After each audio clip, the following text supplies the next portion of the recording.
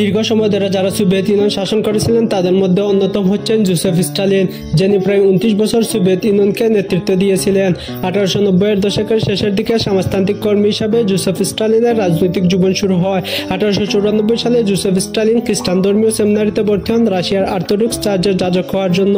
কিন্তু এখানে থাকাকালীন তিনি কার্ল মার্কস ও ফ্রেডরিক এঙ্গেলসের বিপ্লবী ও বামপন্থী সাহিত্যিক বই পড়তে শুরু করেন, যার কারণে ধীরে ধীরে মার্ক্সবাদী আদর্শের দিকে ঝুঁকে পড়েন। তিনি রাশিয়ার শ্রমিকদের উপর জার শাসনের দমননীতির বিষয়ে সচেতন হন। রাজনৈতিক কর্মকাণ্ডে জড়িত হওয়ার কারণে জোসেফ স্টালিনকে খ্রিস্টান ধর্মীয় সেমিনারি থেকে বহিষ্কার করা হয়। এরপর জোসেফ স্টালিন রাজনীতিতে শ্রমিক সংগঠনের মাধ্যমে প্রবেশ করেন। একাধিক শিল্প কারখানার শ্রমিকদের মধ্যে সমাজতান্ত্রিক চিন্তাধারা প্রচার করেন এবং তাদেরকে আরও বিপ্লবী করে তোলেন। তিনি গোপনে শ্রমিকদের সংগঠিত করার জন্য কয়েকটি বিপ্লবী গ্রুপ তৈরি করেন। এই সময় তিনি নিয়মিত মার্ক্সবাদী পত্রিকা ও প্রচারপত্র বিতরণ করতেন এবং স্থানীয় শ্রমিকদের মধ্যে সমাজতন্ত্রের ধারণা অপচার করেন। 1902 সালে জোসেফ স্টালিনকে গ্রেফতার করা হয় এবং 18 মাস কারাগারে আটকে রাখা হয় এবং সাইবেরিয়ায় নির্বাসনে পাঠানো হয়। জোসেফ স্টালিন সেখান থেকে পালিয়ে এসে লেনিনের বলবেশিক দলে যোগ দেন।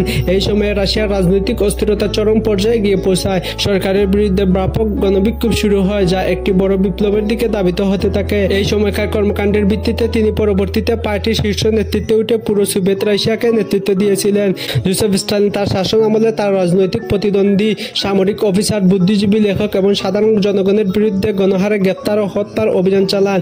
ইউক্রেন ও অন্যান্য অঞ্চলে কৃষিক্ষেত্রে ভুল সিদ্ধান্তের ফলে ভয়াবহ দুর্ভিক্ষ দেখা দেয়। শুধু ইউক্রেনে 35 থেকে 50 লাখ মানুষ অনাহারে মারা যায়। অন্যান্য সোভিয়েত অঞ্চলে আরও 20 থেকে 30 লাখ মানুষ মৃত্যুবরণ করে।